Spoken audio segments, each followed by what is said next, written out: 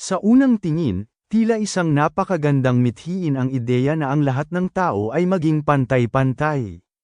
Higit itong nakakaakit sa mga individual na nakararanas ng hirap o nakadarama ng matinding hinanakit dahil sa kanilang mababang kalagayan sa buhay. Kapag ang isang tao ay nakatali sa kahirapan habang nakamasid sa rangya ng iba, madaling yakapin ang pangakong mawawala ang agwat sa pagitan ng mayaman at mahirap. Dito nag-ugat ang malakas na hatak ng ideolohiyang komunismo. Ginamit nito ang konsepto ng ganap na pagkakapantay-pantay bilang pangunahing selling point upang makuha ang suporta ng masa. Para sa mga taong nawawala na ng pag-asa na umangat sa tradisyonal na paraan, ang ideolohiyang ito ay nagsilbing liwanag at solusyon sa kanilang mga hinanakit sa buhay. Ngunit sa likod ng mga matatamis na pangako, nananatili ang mahalagang katanungan. Naging mas maganda nga ba ang buhay ng mga tao sa ilalim ng sistemang komunismo? Nakamit ba talaga ang ipinangakong ganap na pagkakapantay-pantay? Kung susuriin ang kasaysayan, kabaligtaran ang naging bunga nito. Halos lahat ng bansang niyakap ang ideolohiyang ito ay dumanas ng pagkalugmok ng ekonomiya at pagkasira ng kaayusang panlipunan. Sa halip na pagkakapantay-pantay sa kasaganaan, ang madalas na nangyayari ay pagkakapantay-pantay sa kahirapan, maliban na lamang sa mga nasa kapangyarihan. Dahil dito, marami ang sumumpa at tuluyang tumalikod sa ideolohiyang ito. Sa katunayan, saksi ang mundo sa libu-libong mamamayan na pilit tumatakas at lumilisan sa kanilang sariling bayan, isinusugal ang buhay makawala lamang sa hirap at limitasyon na dala ng rehimeng komunista. Ang dating pangarap ay naging isang bangungot na naistakasan ng marami. Hindi lamang ekonomiya ang gumuho, kundi maging ang dignidad at buhay ng mga mamamayan sa ilalim ng malupit na pamumuno. Isang madilim na bahagi ng kasaysayan ang sinapit ng Cambodia, kung saan milyon-milyong buhay ang kinitil sa ilalim ng rehimeng Pol Pot at ng Khmer Rouge. Ang malawakang pagpatay na ito ay isinagawa sa ngalan ng pagpupuwersa sa kanilang ideolohiya. Isang malupit na paalala na sa sistemang ito, mas mahalaga ang doktrina kaysa sa buhay ng tao. Dito rin lumilitaw ang malaking kapaimbabawan, hypocrisy, ng sistemang komunismo. Paano nga ba masasabing may pagkakapantay-pantay kung ang mga nasa ituktok ng pamahalaan ay namumuhay sa luho at karangyaan, habang ang karaniwang mamamayan ay nagtitiis sa gutom at kawalan? Sa huli, ang ipinangakong utopia ay nagresulta lamang sa isang bagong uri ng pang-aapi, kung saan ang mga makapangyarihan ay namumuhay ng marangya gamit ang kaba ng bayan, at ang masa ay nananatiling bilanggo ng kahirapan. Hanggang sa kasalukuyang panahon, nananatiling buhay ang panganib ng ideolohiyang ito dahil sa patuloy na panlilinlang sa mga vulnerable na sektor ng lipunan. Ang kanilang pangunahing target ay ang hanay ng mga kabataan, partikular na ang mga mag-aaral sa mga prestihiyosong unibersidad ng estado gaya ng University of the Philippines, UP, at Polytechnic University of the Philippines, PUP.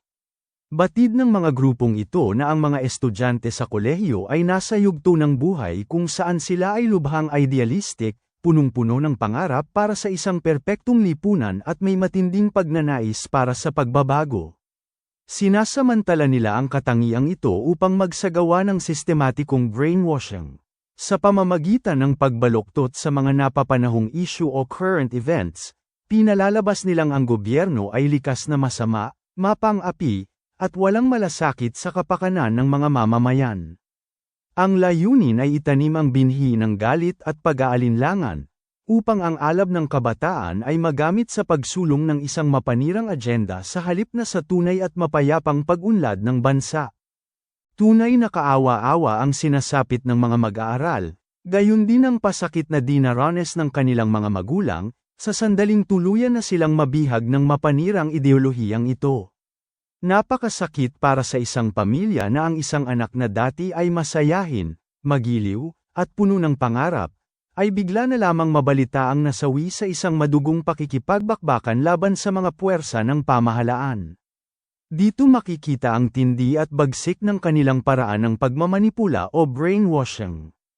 Kayang-kaya nilang baguhin ang pagkatao ng isang maamo at mabuting kabataan upang maging isang radikal at mapanganib na individual. Sa pamamagitan ng pagtatanim ng galit, nagagawa nilang kumbinsihin ang mga mag-aaral na humawak ng sandata, mamundok, at pumatay ng kapwa sa ngalan ng isang huwad na pakikibaka. Ang buhay na dapat sana ay inilalaan sa pag-aaral at pagbuo ng kinabukasan ay nauuwi lamang sa isang malagim na trahedya na nag-iiwan ng habambuhay na sugat sa puso ng kanilang mga magulang. Sa huli, nararapat lamang na bumalik tayo sa sentro ng ating usapin, dapat nga ba talagang maging pantay-pantay ang lahat ng tao? Ito ba ay isang mithiing nararapat itaguyod ng ating mga lider sa pamahalaan? Bagaman magandang pakinggan ang ideyang ito sa teorya, kailangang sagutin ang mas mahalagang tanong, makatotohanan ba ito at makabubuti ba ito sa sangkatauhan? Ang kalikasan ng tao at ng mundo ay binuo mula sa pagkakaiba-iba ng kakayahan, pangarap, at pagsusumikap. Kung pipilitin ng lahat na maging pantay sa antas ng pamumuhay at yaman, nawawala ang insentibo ng tao na magsumikap at linangin ang kanyang natatanging talino. Sa halip na, pagkakapantay-pantay, na madalas mauwi sa pagkakapantay sa kahirapan, hindi ba't mas mahalagang mithiin ang pantay na oportunidad at katarungang panlipunan? Ang isang lipunang progresibo ay hindi yaong pinupuwersa ang lahat na maging pare-pareho, kundi yaong nagbibigay ng pagkakataon sa bawat isa na umunlad ayon sa kanilang sipag at integridad, habang tinitiyak na ang mga nasa ibaba ay may sapat na suporta upang mabuhay ng may dignidad. Isang aspeto na madalas nating makaligtaan ay ang katotohanang hindi iikot ang mundo kung ang lahat ng tao ay nasa eksaktong magkakaparehong antas at kalagayan. Ang pag-unlad ng sibilisasyon ay nakasalalay sa ating pagkakaiba-iba, sa talento, hilig, at propesyon. Kung ang lahat ay gagawing pantay-pantay, sa pamamagitan ng pamumuwersa, mawawala ng balanse ang ating lipunan. Isipin na lamang natin, kung tayo ay pantay-pantay sa lahat ng bagay, sino pa ang voluntaryong maglilinis ng ating mga kalsada? Sino ang magtitiis sa init ng araw upang manghuli ng isda o magtanim sa bukid para mayroon tayong makain? Sino ang magmamaneho ng mga bus, jeep, at tren na nagdadala sa atin sa ating mga destinasyon? Kung lahat ay pantay, sino ang maglalaan ng pawis at talino upang itayo ang ating mga pinapangarap na tahanan, o sino ang gugupit ng ating mga buhok? Ang listahang ito ay walang katapusan. Ang katotohanan ay kailangan natin ng bawat isa sa iba't ibang kapasidad.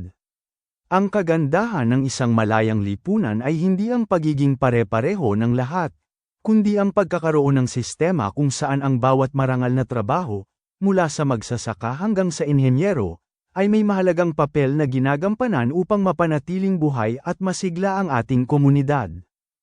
Para sa mga Kristiyanong nagbabasa at nag-aaral ng Biblia, isang mahalagang pagninilay ito, mayroon ba tayong mababasang talata kung saan itinuro ng Panginoon na ang lahat ng tao ay dapat maging pantay-pantay sa antas ng pamumuhay o posisyon? Ang katotohanan, sa kabuuan ng kasulatan, madalas nating makita ang mga terminong Panginoon at alipin. Sa katunayan, sa Lumang Tipan, nagbigay ang Diyos kay Moses ng mga partikular na batas at alituntunin tungkol sa pagtrato sa mga alipin. Hindi ito nangangahulugang kinukonsinti ng Biblia ang pang-aapi, kundi kinikilala nito ang katotohanan na ang lipunan ay binubuo ng iba't ibang antas at tungkulin. Kahit sa Bagong Tipan, hindi iniutos ng mga apostol ang pagbuwag sa istruktura ng lipunan, kundi itinuro nila ang pagmamahalan at katarungan sa loob ng mga papel na ito, na ang mga amo ay maging mabuti, at ang mga naglilingkod ay maging tapat.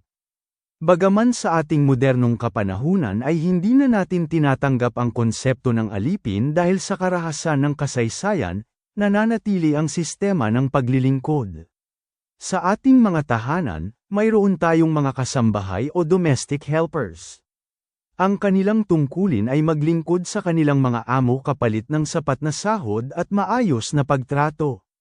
Ipinapakita nito na maging ang Biblia at ang praktikal nating buhay ay hindi nagtuturo ng ganap na pagkakapantay-pantay sa katayuan, kundi ng kaayusan, order, at respeto sa bawat gampanin. Sikat ang awiting, Tatsulok, na nagpapahiwatig na hanggat umiiral ang ganitong istruktura sa lipunan, hindi magiging maayos ang takbo ng buhay at mananatili ang kaguluhan. Subalit, ang hindi natin madalas mapagtanto ay ang katotohanang ang Tatsulok ay isang natural na disenyo ng kaayusan na tila ipinagkaloob ng may likha. Hindi ito disenyo para sa pang-aabuso, kundi para sa organisasyon. Kung ikaw ay nasa itaas na bahagi ng Tatsulok, hindi ito nangangahulugan ng higit na karapatan upang maging hari. Sa halip, ang pagiging nasa tuktok ay katumbas ng mas mabigat na responsibilidad.